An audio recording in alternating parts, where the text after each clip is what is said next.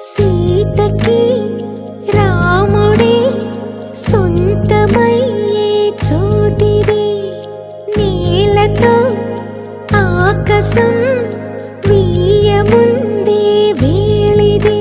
మూడు ముళ్ళు వేస్తే మూడు లోకాలకి ముచ్చటొచ్చినమ్మా. ఏడు అంకలేస్తే ఏడు జన్మాలకి వీడదీసితమ్మా.